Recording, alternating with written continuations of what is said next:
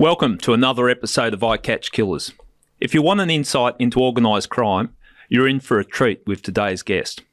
We're going to take you into a world the public usually only see when violence explodes. I better put a listener warning right up front today. We're going to be discussing, we'll be confronting, surprising, and maybe even enlightening.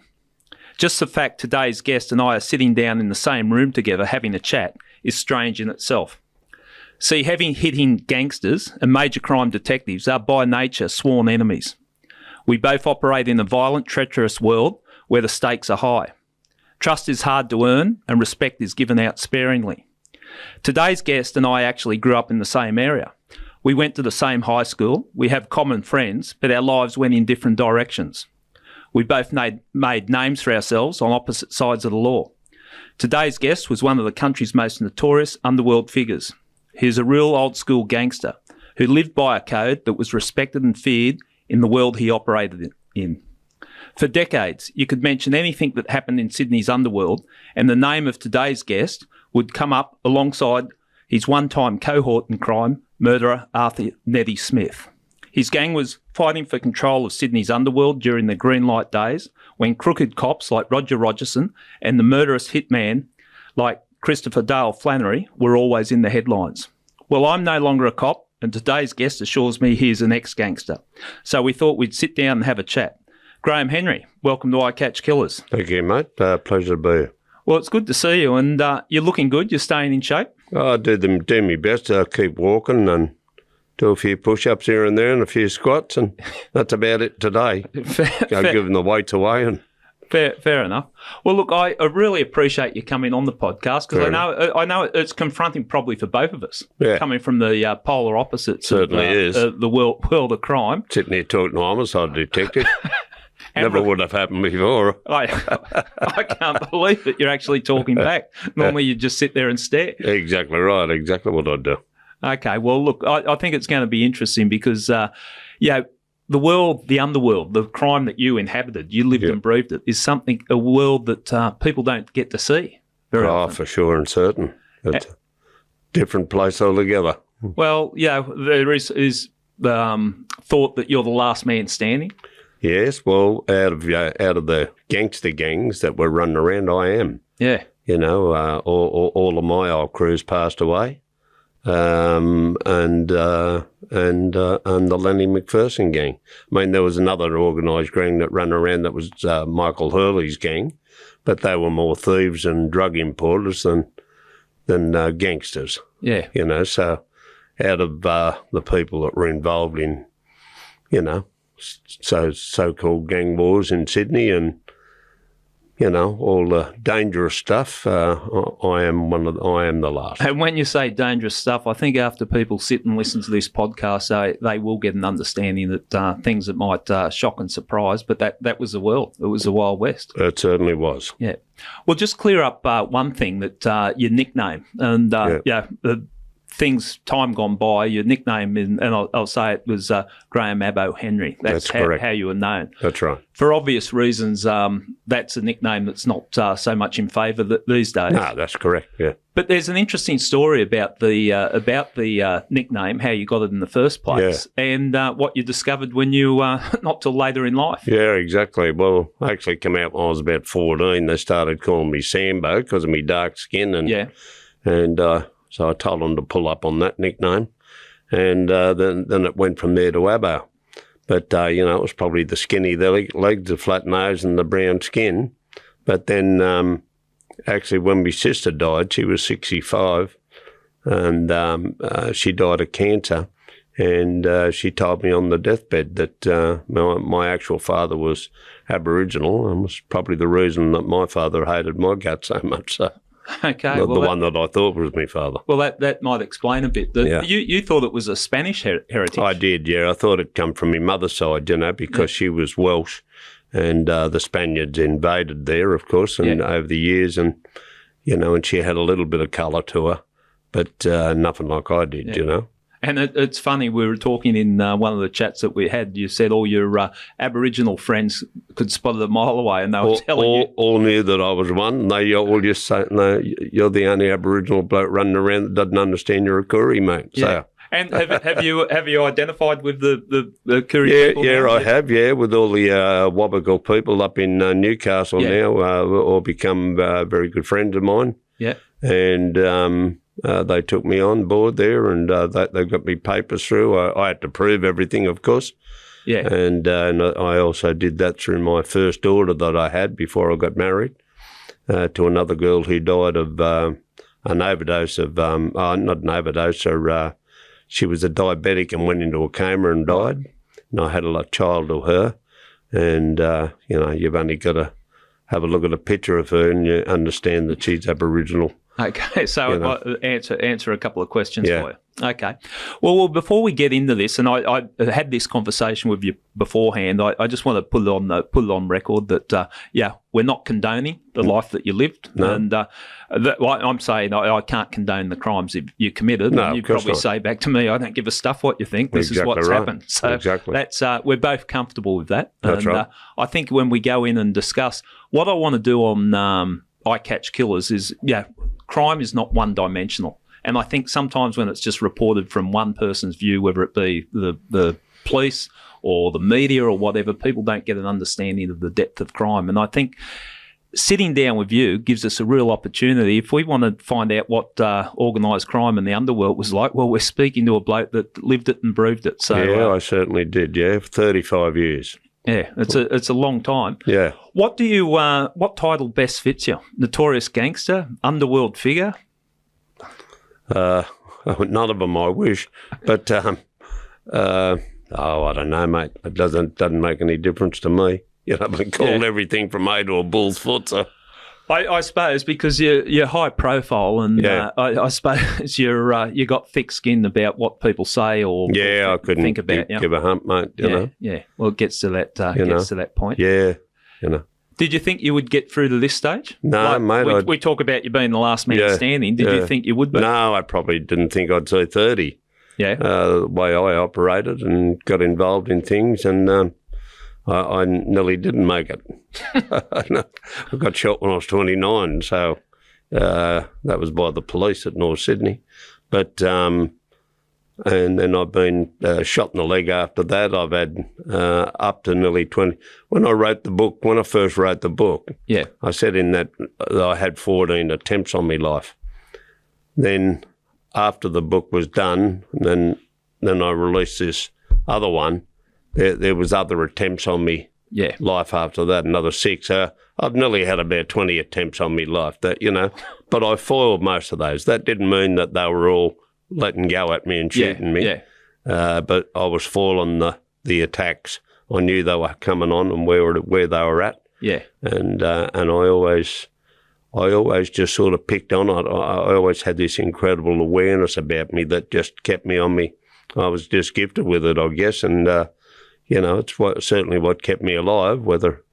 I've sat down and spoken with a lot of people that live in a violent world, and some people that might be targeted or whatever, and it's sort of hypervigilance, and you look, everything is suspicious. You're looking at the car that just went past. But that's more paranoia, right? I would look at mine, and mine comes from a different source, mate. Like I've always been, I was taught by my mother as a young kid about spirit, like your own spirit, your soul, and things like that. And I've had many, what you'd call psychic experiences. Yeah. Even when I've gone to psychics and talked to them, they said, it's not much point telling you anything. You already know things. And you reckon they call me a seer. Right. I'm what a psychic will tell you. I'm a seer, a clairvoyant. They'll say you're a seer. Okay. So I see things before they happen. I might dream about them, and they're very vivid, and I know they're going to happen. Usually, if it's a snake, it means an enemy, and if the snake bites me, then I know I'm going to get hit. Right. You know what I mean? If it misses me, that's what I've judged all my life. And you reckon that played into keeping you... big time. Above the ground, not under the ground? 100%. Yeah. I've read your book, and just to clarify the book so we understand, the first book that came out, it was titled The Treacherous Life. That's right. And you've since got a uncut version, an upgrade it? I added some to it because, look, I had a real big calling still for that book, though. I only could get it on eBay, and so it's really the first book with added chapters to it. Okay. And I changed the cover and called it now The Last Man Standing. Last Man Standing. Okay, well, when we're referring to the book, just so people understand, but having read your book, I've got to say it brought back memories for me because we grew up in the same area, went to the same high school. Yeah, that's unreal, yeah. Let me tell you, your reputation preceded you. I was a little bit behind you, but I'm sure you couldn't have done all the things that were attributed to you, the stories that emanated out of Epping Hotel, but I fronted you on that and you said maybe I did, maybe I didn't. So, yeah, that's right, exactly. Tell us about your childhood growing up. Well, mate, I grew up in a pretty wild household. My mother only had one leg. She was had it cut off when she was 10, up above her knee. She got it poisoned, and then my father was a returned soldier from the father that I thought was my father, was a returned soldier from the Second World War, and he was injured in war over there and was put on morphine and stuff over there, and then when he came back here, they put him on tablets called Phenobarb. Well, Phenobarb were actually barred off the market in the 70s, and my old man was still getting them. And they used to send him mad. He'd see things, he'd, and then he'd get mixed with the alcohol. Yeah. He was a lunatic. And, he flogged my mother all my life, bashed her mercifully. I don't mean that he slapped her or, give her a little choke. And that's where all that started. And then I remember even the police turning up at the house, and they used to just call him outside and say, mate, keep it down. And I got a big hatred to the police when I was a young bloke for that, And I thought you're supposed to be out there protecting people, and you're coming around here condoning what's going on in this house. Your mum's beat up. Flogged, mate. I've seen her bashed up that bad that, she had big blood clots on her clothes, and then by the time I got to 13, I went to North Sydney Police Boys and started to learn to box. Yeah. And I said to the trainer out there, he said, "Oh, you look a bit angry, mate." He said to me when I was punching the bag there one day, and he said, he said, "Do you want to learn to fight, do you?" I said, "Yeah, I do." And he said, "Well, you want to do it for a sport?" Or I said, "No." I said, "I'd rather just learn it." I said, "I want to flog me father." Yeah, yeah. And he looked at me like I had 10 heads, and I told him. I said, "Well, he flogs me mother every day, mate, and I've had enough of it." Yeah. And he became a real terrific bloke, this bloke, to me. And then I went from there up to Hornsby Police Boys, had a couple amateur fights, I was more I'd rather fight in the street than, be sitting around doing all the hard yard. But I did that, and I had a couple of pro fights, but I gave it away after that. But look, my childhood was pretty violent, and then when I got to about 13, I just started to fist fight my father. If he bashed me mother, I'd get up and we'd be into it. We'd be out the front, and the front of our lawn had a big grass knoll to it. Yeah. And I used to try and get up on the top and try and get some advantage and snap out a couple of left hands at him. And he'd always punch me in the throat. Yeah. Always get me in the throat all the time. So I had to learn to tuck that chin down. And, so all the neighbours used to even come out, leave him alone, Sess, Yeah. And so then it kept on going, I could be walking up the street, walking past the pub. He'd come out and king at me because I was supposed to be at work or... Yeah. You know what I mean? So growing up in an environment like that, and I know you don't make excuses about it. You own what you've done, but it perhaps gives answers to in that environment. Is that like you've been violent in your time? It certainly made me an angry bastard. You know what I mean? Deep down inside, I was like a bit of a boiling cauldron always. You know what I mean? I could be pretty calm on the outside. Yeah. But I have that inner thing that's in me that, might build up over months and months, and then I'll let it out. You know what I mean? Yeah. But I've learned through meditation and all that. Yeah. I was taught by a bloke called Dr. Lynn Barrow, who was a child psychologist. Right. Who I went and seen when I was about 29. and went and seen him, and he said I was the hardest case he'd ever had to work on. But he actually taught me a heap of stuff, and I do it every day of my life. Yeah. Every day. And it helps? Oh, yeah, it does. Yeah, it's kept me on a good keel for years. Yeah. Now, there was a incident that you mentioned in the book where you actually stabbed your father. Yeah, I did, yeah. Well, that was when I was about 16. I come home one night and I could see that I went to open up my mother's door. They slept in different bedrooms. I went to open up a door to say goodnight to her, and the door was jammed up with furniture. And when I pushed it open, I could see that he was in the bed, and I walked into the other bedroom. Yep. She wasn't there. And I walked out in the kitchen, I saw blood all over the floor. I came in through the front door. So when I walked out in the kitchen, there's this blood everywhere. And so I ran around the house looking for her, couldn't find her. I went under the house, and she didn't want to call out to me, because she didn't want to see me, see her in that state. Anyway, I ended up finding her under the house, and I just lost it. Yeah. I ran up that house, I kicked that door in, I dragged him out of bed, and I punched the living daylights out of him. Once he was on the floor, I ran straight up into the kitchen, and I come back with a fork that's like a barbecue fork. Yeah. And it just had 2 prongs on it, and I just stuck it in his chest and his face, and my mother pulled me off him. Right. And I thought, well, what'd you do that for? You know what I mean? What was your intent then? Oh, I just wanted to finish him. Yeah. And that was, in all honesty, mate, I would have killed him. Yeah. No one stopped me, I would have killed him. Yeah. What was the end result there? Did he go to the cops? No, he went to hospital. He was questioned down at the hospital, of course. He never give me up, so at least he had some principles. Yeah. Yeah. But that's about the only thing he ever had. But we never got on. Hardly ever spoke. Hardly ever. And I lived with him for when I was about 10 or 11 for about a year on my own before my mother came to live with us again. Yeah. And hardly ever spoke to me, mate. Yeah. So we had he never ever attacked me then. Yep. But, he used to just get on the drink and then just, and he'd drink plonk, like bottles of plonk. Yeah. And that mixed with medication. And then mixed with the phenobarb tablets. Well, just send him off his fucking trolley. Right.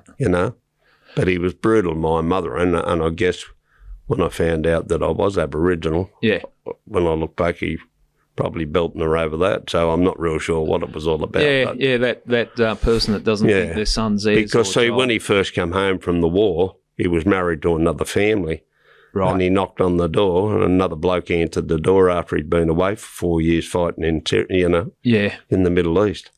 And so he left that family. Yeah. Then he married my mother a bit later on in life. Okay, so he was a bit screwed up. Yeah, so he was screwed up himself, from the war, from his brother got castrated by the Japanese in Changi prison. Yeah. So had some pretty horrific things happen to him. So heavy stuff. When I look back now, as I get older and you get a bit more common sense, you can look back and think, well, now I can understand it, Yeah. It is good to look from other people's perspective or understand what makes a person that way. Like we're all born, or most of us are born normal. And it's that environment. Right. Yeah. When did you start to steer towards crime? Oh, mate, I've been hoisting things since I was 5 years of age. If I wasn't stealing the neighbours' purses or breaking into their houses. The milk money? Yeah, you know what I mean? I remember the teachers bringing me home from school. I was about 5 or 6, and my mother was out in the front garden of the house, and they said, something terrible's happened. And my mother thought, he's crippled or something, had broken legs or something, and they said he's been pinching all the teachers' purses. She went, is that all? Yeah. You know what I mean? So... yeah, that's what I'd go up to their purse and I'd take it out and take out a big £5 note and I'd buy all the kids' toys at school and you didn't understand you can't be flash even at a 5-year-old? No. Walking around with a pocket full of... No, I brought me unstuck pretty quick. Having those fancy food. Yeah. So, okay, you start off stealing, the shoplifting, breaking into houses, and when did it escalate to that next level? Because I think what you've described, a lot of kids have done that, and then you get caught. Well, I got to about 14, 15, we were doing a lot of burglaries, and me and a few blokes that I run around with as kids. You just lived around the corner from my place. I hope it wasn't my place. No, got broken into once. I'm sure. I didn't miss many around there. Yeah. But then I just started to, I always wanted to do something a little bit bigger than the next bloke, you know what I mean? And I remember a bloke, there was a story about a bloke who actually came from Epping. Yeah. And he used to go around and just hand over notes to the banks. Yeah. You know, and demand money. Demand money with so, he was getting pretty light sentences for what he was doing. But I just thought, no, I'm gonna do a stick up. Yeah. So, I did my first stick up at 15. I won't say where it was. Yeah. But I got away with a fair bit of money. Yeah. And but that's going to another level. Like it is. Yeah. That's where you've sort of. I'm looking at from a police point of view. If I was looking at a young fella breaking into the house as well, a lot of people do that. Yeah. But when you've decided to do a stick up at 15, there was something in your book you talked about that. You didn't really have a role model, and you saw there was a lot of movies out about gangsters or TV all the time. Shows. Yeah, well, we used to always watch The Untouchables, my mother and I. Yeah. And she was in love with Elliot Ness, of course, who was the cop, and I got off on watching the gangsters. Well, that's funny because I watch the Untouchables. I like the police side of it. You like the there you go, sliding door moment. That's but that's right, mate. And then I started putting pictures of John Dillinger up on my wall. That's a good role with model. With a big machine gun in his arm, and my mother kept ripping it down. Yeah. And I just keep sticking it back up there. But, I learned a good lesson out of John Dillinger, and I always kept it there all my life, and that was that I would never, ever tell a woman my business, what I'm doing. Yeah. Never spoke around them about anything. I've never told my wife anything. Yep. My wife sort of guesses on a couple of things, but I never involved her in any way. That is old school, but it's a theme that comes through the book. That you don't tell. You'd have someone in your gang bring in a new girl, and they're madly in love. No, it's all right. I can trust her. But well, that's what happened to John Dillinger, and he trusted the lady in red, and then they walked out of the movie. She dropped back, and he looked back, and next minute they whacked him. So from a police point of view, we'd always exploit a woman's scorn. Oh, of course, exactly. So you had strong views on how you wanted to commit crime too. You wanted to you do crimes on your own, which is it's a good way of protecting yourself. That's but right. also you'd surround yourself with people that you thought you could trust. That's correct. How did that come about? So did you really? I didn't know what I wanted to do when I was a young bloke, but did you really start thinking, okay, if I'm going to make a dollar, this is what I've got to do? Yeah, I sort of knew from like a teenager where I was going, and it was like I thought my life was a movie. Yeah, you know what I mean? I was playing some role. I was given the role I was in, and I was going to play it well. I'm a gangster. So, and that's where I sort of headed, and I just pushed myself in that direction all the time. So, then you end up in prison, and you meet some other scallywags, and things start to escalate from there. But it was an early age that you were sort of going into a man's world, but as a kid. But you went through Sharpies, like the Sharpie era. We were all Sharpies in those days. They were, that not the skinhead ones that come out with the boots and all that. Yeah. We had real good clothes that we had them made at Glebe by City Green. They were tailor-made. They were, we had slip-on shoes, no socks. Well, that's back in fashion these days. But it was the short hair but long at the back? No, we all had short hair. Yeah. And then the other ones come out after that. Right, They were different sort of ones. But we always had, like three-quarter coats and, always looked real sharp. That's what they were called. Yeah, well, it terrorised my early childhood. But anyway, I accept your apology. At the School of Arts dance, turning up there. Yes, we used to frequent that. The Sharpies are there. And But that was then you started like the crimes. Like, did you get caught for any of the more serious crimes? Like, I've never been caught for any of the breaking and enters I've ever done. Never been caught for armed robberies. Yep. I've been arrested for them. Yeah. And fabricated by the police, and I proved that in the courts. Yep. And I walked out of the court and beat them all. Right. The charges, they were on armoured trucks. Yeah. You know, that was when I was older and running around organised crime. But now, something that sort of it shocked me, even in a book about a person that's lived his life in the underworld, that when you were 16, 17, you started running a prostitution racket. Yeah, I did. Yeah, tell us about that, because again, that's something different to the norm. I started to do it, and I had about 3 girls that worked in. I had one in the massage parlour at Burwood, and then we had a little truck at the back of the pub. We used to bring around, had a bed bolted in it. And we used to have this egg timer in the front. In the brothels in the old days, they'd only give you 3 minutes. Yeah. And once the egg timer ran out, they'd turn upside down. You had to pay again. Right. Yeah. So we knew that from running up and down the lanes, watching them in Chapel Lane, and that when we were kids, you know.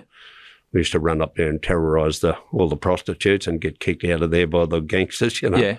But so anyways, where was I going with that? You were running the So I got this van and started going down the back of the pub and then picking up blokes, and when they were coming out, you know, going into the pub and asking them, and then putting them in the back of the van, driving them around the block, and then get the money off them, you know, and keeping them in there. Some of them want to stay in there for an hour. Well, and like the girls that were involved in it too, were they friends of yours? Yeah. We all knew each other. Yeah. And did anyone that sat above in the pecking order of crime come after you for that? Like, no. So no one. No, we just did on the sly around the place, and then I stood over. You know, I did other things like, we used to start wars with all the tow truck drivers. So, I read about that. Tell us about that, because that's it's strategic in the way to cause problems in the world of crime. Yeah, that's right. So I caused conflict between them both. Yeah. So I'd bomb their thing, and then we'd leak out some information that it was this other crew, and then they'd be squaring up on them, but they'd be paying us to go and do something to them. So you started the war? And I started the war, and they thought it was someone else. Yeah. And we just kept collecting the pays all the time and kept executing all the crimes upon them, you know. How did you manage this? Like, you would have come up against some blokes that were a bit handy or, had some tickets. So how did you stand your ground in that environment? Oh, well, because we had a good crew. Right. You know, we had there was a big bunch of us, you know, so it wouldn't matter if one big tough old bastard turned up or... Well, we'd just pounce him. There was at Epping Oval with the bikies. Yeah. Tell us that story. Because just before you go on, I think, why I'm delving into this, I think this gives people an understanding. You don't just start as a gangster. You don't come out. No. There's a build-up. And so explain that or tell us that story. That was a fight that was supposed to happen over a couple of our blokes got bashed up by him down at Eastwood one night, and... the leader of them was an ex-professional fighter. He used to fight main events. A very good fighter, actually. I can't recall his name now. And they decided they were going to come up, and we were expecting them on the Friday night up around the Epping pub there. Yep. So down the side of the laneway in the hotel, which I'm sure you've walked in a few times, there was, we had all our weapons laid out on the ground waiting for them all to turn up. And there was probably about 40 of us, 30, 40 of us, and they had about the same number. So anyway, they never turned up the Friday, they never turned up on the Saturday. Yeah. So we thought, they're not going to come. So we all went to the beach on the Sunday, a big team of us. We all used to go out to Manly and Queenscliff and then come back, and there was a few of us just sitting on the bench up there at Epping Station where we always used to hang out. And... next minute over the hill they come, all the motorbikes. Anyway, they pulled up. They said, right, we're here. Yeah. I said, well, there's only a few of us here, mate. So I said, give us half an hour. I said, we'll meet you at Epping Oval. Yeah. So next week we're all on the red telephones ringing up everyone's house, the old phone booth. And, within an hour or something like that, we had 70 blokes there. They come from Ryde, they come from, everywhere. So we marched out in twos all out to, and as we're going, we're taking all the fence palings off fences to use as weapons, and we got knuckle dusters, and anyway, we finally got out to the Oval and we just surrounded them. Anyway, it was on, the young and old, and then next minute all the police arrived, detectives and, the blue uniforms in the little Mini Cooper S's they used to drive then. And anyway, they all walked out in the middle of the Oval, so we all just started running. Next one is this massive big herd of blokes running around. They've got leather jackets on and we're all in their Sharpie gear. Yeah. And next minute we just surrounded the coppers on the Oval, and they said, what's going on, boys? There's a lot of complaints, a lot of noise. And we just said, no, we're just here training. This is the Epping and Eastwood football team. Right. One of the blokes said, I can't remember who it was, but, the coach said, oh, come on, mate. He said, give us a break. He said, can you just break it up? Can you, square it up? Yeah. So we ended up, we just all shook hands after it. We'd already had the punch on. Yeah. And so we just decided that was it. So then we all marched back and they kept harassing us. So we kept on trying to turn their cars over and, the police. And, oh, they hated my guts. And that's, they did hate you. Oh, they hated me. Eastwood coppers hated me. What, was there one copper there that tried to give you some help? Hack. Yeah. There was one good cop there. Yeah, that was Jack. That was Jack Newton, the golfer, his father. All right, so tell us about that, because there are some good cops. Yeah, well, there was a copper. I was trying to think of a name yesterday. I still can't think of his name now, but he picked me up one day, and I had my licence was I had a car licence or a birth certificate that was older than I was. Yeah, and anyway, let's get into places or whatever I was using it for. Anyway, they pinched me for it, and for resisting arrest or something, took me down to the station, and he flogged me. I was handcuffed and he put me in the dock. Yeah. And he started hooking into me. Well, old Jack Newton come around and he said, here, take him off him, take them cuffs off him, and then get in and then let him have a go. Yeah. Right? Okay. Yeah. And that's what he did. Yeah. So he took him off and I just hooked into him. Yeah. So he hated me from that day on. He ended up pinching me wife for consorting with me, and I had to get that all sorted out through an inspector at Parramatta, and he was a real bully of a bloke, this bloke. Yeah. But old Jack Newton said, if I ever see you touch him again, mate, you'll be answering to me for that. Yeah. He said his mother, because he only lived in the street around the corner from me. Yeah. And he said he said he's doing that for his mother, mate.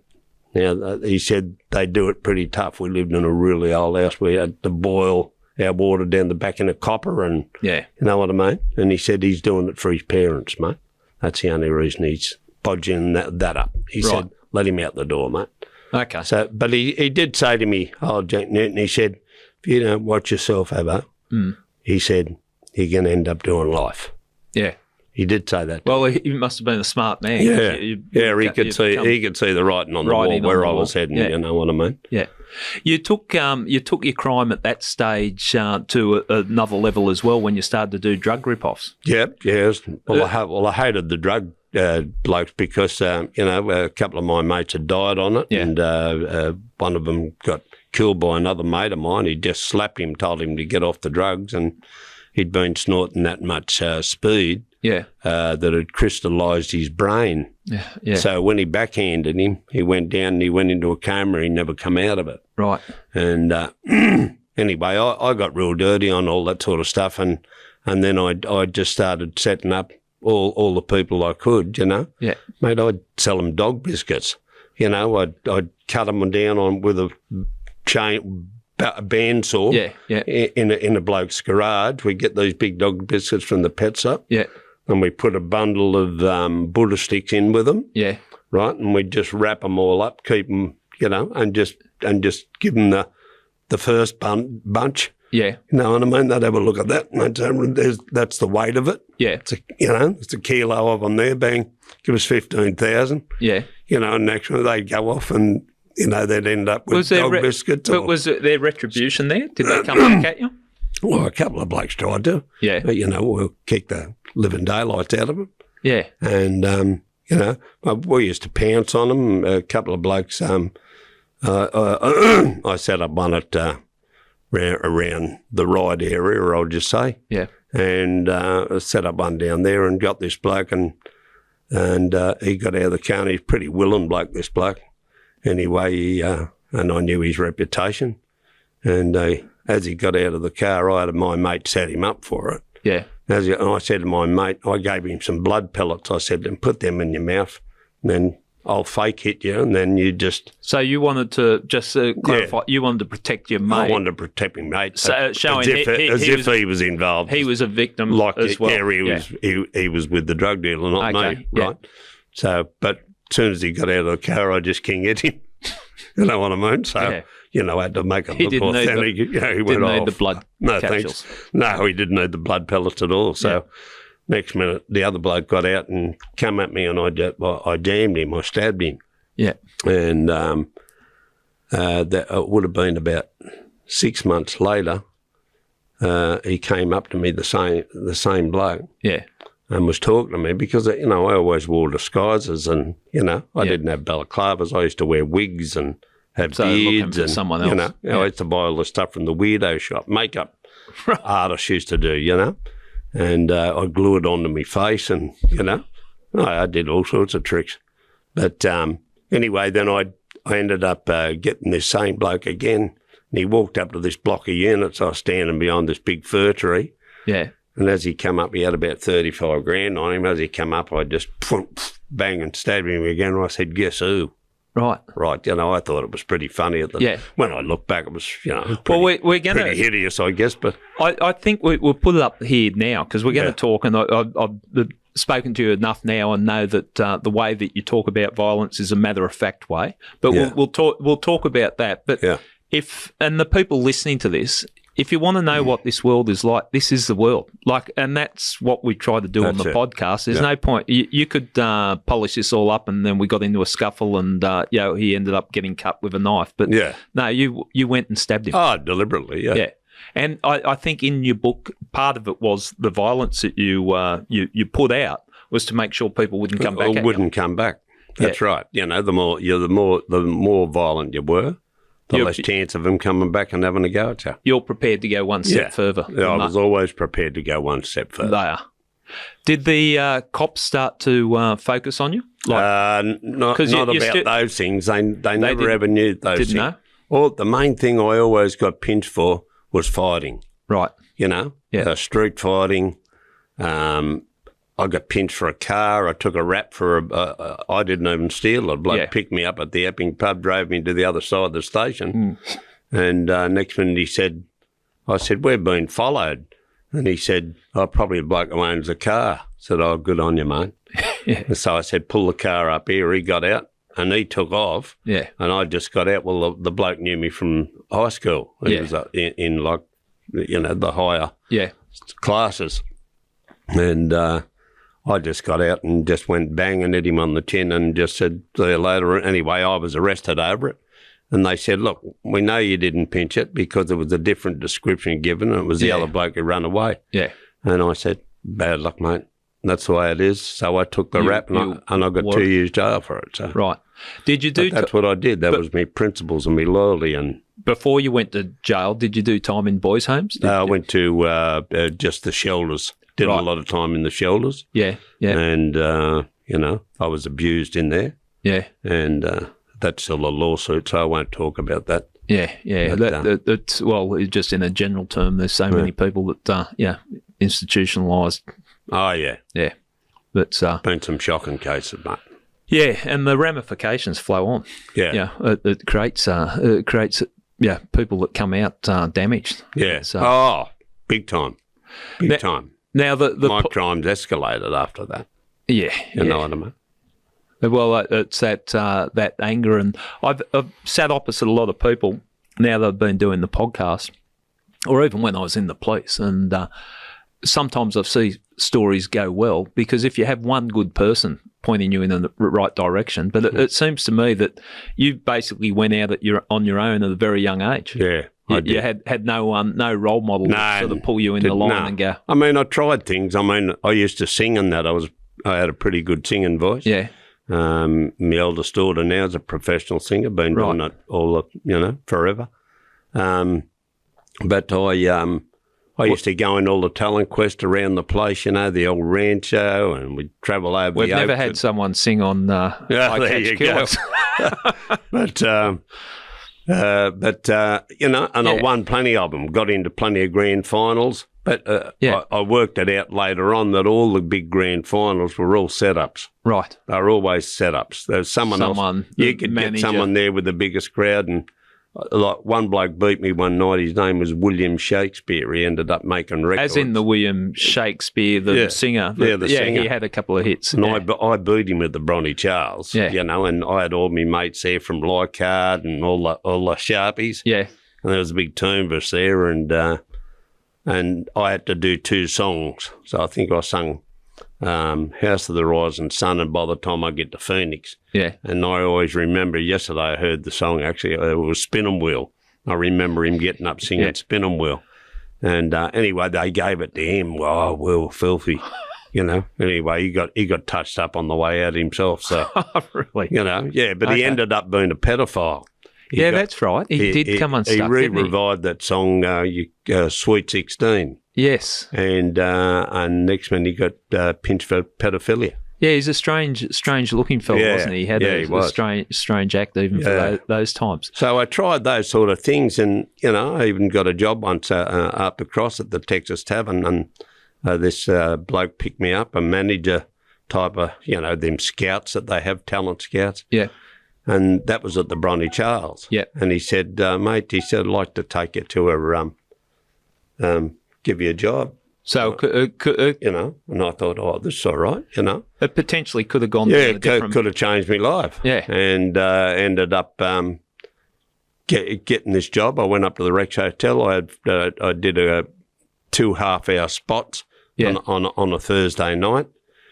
And then I was there. I went up to turn up there one night, and he said, "Oh, you're not on tonight. There's other girls there." He said, "I got you another job over at the spinning wheel. It was called at Narrabeen." Yeah. And I thought, Narrabeen. So anyway, I go over to this place at Narrabeen, and it was only for bands. Right. And the bloke said to me, he said, "Oh, you've been conned, mate." So I was howling on that bloke. I thought he lucky I didn't catch him. But he said to me, "Get up on the stage." He said, "Give us a song." Yeah. I said, "Without any music?" I said, "Yeah, go on." So I did. I got up and sung for him, and he rang up Channel 9, New Faces. Yeah. And he said, "What's your name?" And I said, "Graham Henry." He said, "Oh, that's a terrible stage name." So he called me Dick Carr or something. He said, "I got this bloke, Dick Carr." He said, "I want to put him get him there." He had plenty of contacts, this bloke. And anyway, they give me the start, but I went, just up. I didn't turn up.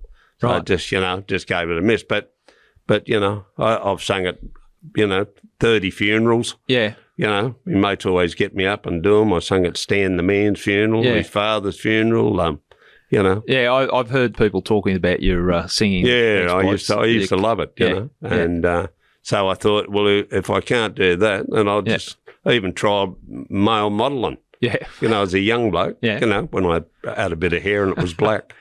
But, So there were a couple of I tried couple of different ways, And even everything I fell on my face. Well, even with your boxing, with your channel, your anger, your violence, or whatever, that was a path that you might have gone. Perhaps. That's right. So, but was it that you were drawn to the life of crime? Yeah, I enjoyed the adrenaline stuff of it. Yeah, I definitely did. And, I just put my head down after those attempts and trying to change my career. Yeah. And said, well, that's not going to work. So I just kept going with what I was doing. Because I often wonder, and we're not at that point in your story yet, but just for discussion point, I see a lot of crooks that have made a shitload of money. Yeah. I know they could retire on what they've got, but they still get dragged back into the game. Yeah, that's right. And yeah, enough's never enough. Or is it the adrenaline? It's more the buzz, mate. It's more the buzz and the camaraderie, all that sort of stuff that you get with that lifestyle, being able to get the best seat in the restaurants and, people waiting hand and foot on you. And I guess all those things were good, good. And there, if we're honest, there's a bit of prestige, and that's why you see a lot of people hang out with gangsters or, for sure. Because walking in, and if someone in the restaurant or even you walk into a pub and people go, that's that. That crew. We had plenty of hangers on. Yeah. They're always hanging around, Yeah, yeah. But they just came with the life. But, most of the, as I say, I just thoroughly enjoyed it. I could buy good things. I could, and I come from a poor family, so I started to enjoy it, and I liked to be able to. I always remember a bloke who I went to school with. I won't say his name and embarrass him, but he went to Epping High School, and he said, "Oh, you'll never amount to nothing," and he went to university and did all these degrees and ended up a postman. What I mean? And I used to walk into the Epping pub and, pull out a wad of 20 grand and start betting in thousands. You know what I mean? And he used to die of fright, He used to go, what's happened to this bloke? But, so it was when horses for courses, Yeah, well, your life follows destiny, doesn't it? And pathways, right. And sometimes how did that happen? And then you think, well, my life was always destined to go down that path. Yeah, exactly. When you turned 18, the police had a surprise for you. Yeah, they did. Because, and people, I think most people have realised you don't go to, well, you're not meant to go to an adult prison until you're 18. Yeah. And when you're a juvenile, there's certain latitudes that you're given, quite rightly so, like everyone deserves chances. But when you turn 18, if the police have been going after you, well, your safety net's gone. You're no longer a kid and you go to the big house. Yeah. Tell us about that. Well, it was my 18th birthday, actually. I was just standing on the station, and up pulled this detective called and they hated me guts. And I'd whack them all the time, every chance I could. Anyway, they pulled up and got out of the car, started questioning us. Out come the notebook. There was about 3 of us sitting there. I was waiting for the pub to open. We were going to go down the pub. And next month, they pinched me for blocking a thoroughfare. They pulled out me money out of my pocket, kept it themselves, and charged me with vagrancy, and some other charge. Anyway, I think I only got 3 months, but they sent me out to the Nick, and I actually went to Parramatta jail. Well, that would have been fairly and rough in those times. That was the end of the road, because they were virtually like Long Bay Training Centre, Goulburn Training Centre, Bathurst Training Centre. After that was the end of the road. So I ended up in Parramatta with all the old safe crackers and the real old scallywags, and all the old gangsters. And I actually got on really terrific there with them. Looked after me. And when you're going in as an 18-year-old, as tough as you are, was it intimidating for you? Oh, yeah, bloody oath it was, Yeah, well, because you've always hear the stories, and you just wonder, But I can just always remember walking in and seeing everyone with green hats on with big numbers, and that's how you had to walk around them days in greens with these big numbers strapped to you, And I remember just looking in there, watching them all marching, the wings and that, and I thought, far out, what am I doing here? Yeah. But did you have to stand up for yourself in that first stint? I got into a stink there within about 3 days. Yeah. And I punched the crap out of a bloke in the yard there. He was probably about 22 or something, and just over a packet of cigarettes. Yeah. And then they put me in a cell with a bloke who I knew. Yeah.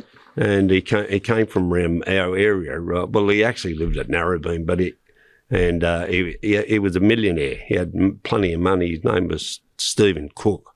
strange big bloke he was. Yeah. Anyway, he was as camp as a row of tents, and I didn't know.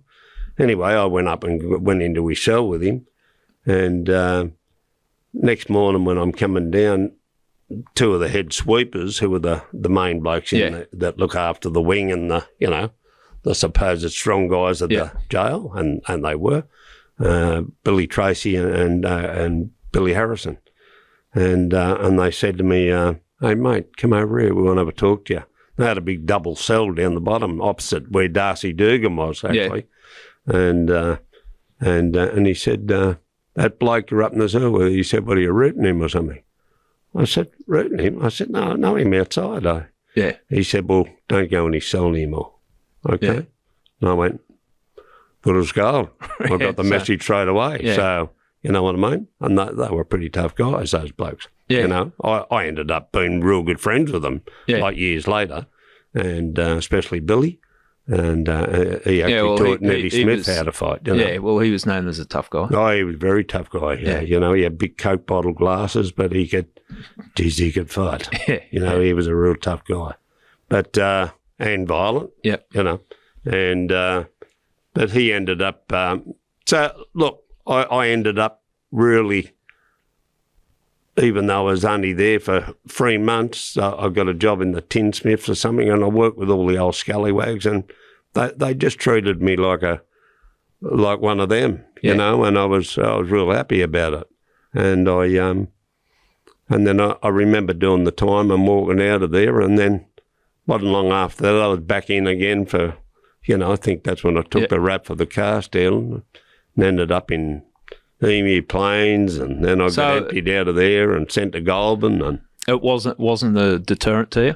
No, not at all. Yeah. No, I just I did it easy. Did you? I always did it easy in prison. You know? Right. Okay. With that, did you just think that's part of the tax you had to pay for the life bloody oath, you were living? Yeah. So it was almost like, okay, well, this is part of it if you want bit of time out. Yeah. You know, and. You know, I mean, they were tough places, some of them, you know, especially back in them days. They were tough places, and the screws were fucking bullies, you know. Oh, it was a pretty brutal place. I mean, down here, you've talked to Bernie Matthews before. Well, Bernie went through it all up in Grafton and was brutalised, you know, as was Neddy Smith and a lot of the blokes who ended up, all of them, killing people. Yeah. You know what I mean? Yeah. You know, and that's what comes with the territory. They just release that anger when they hold it forever. Did your mum try to hang on to you at that stage, or? My mum, no, not really. You know, look, they were a funny family. My family, they didn't, you know, we didn't even really talk a great deal. Yeah. To tell you the truth, I mean, I think she loved me in her own way, my mum, but she was just a bit strange. But when I got with my wife and then started having children, she come good, you know. But then she died of cancer herself. So right, okay. Well, look, I think that's probably a good time. We'll finish part one. Yeah. So we've got you to the point of prison, and you're coming out, and then when you've come out of prison, then you start to really think, okay, well, how do I make a fist of this? I started knocking around with different blokes then. Life of crime, you know. Yeah. I started getting into different circle, and that led me into other things. Okay, you know, so. Well, there's certainly a lot to talk about. I've been going through some stuff there, and you've lived a life. I certainly have. Yeah. Okay. No. Well, we'll be back shortly for part two. No worries. Cheers.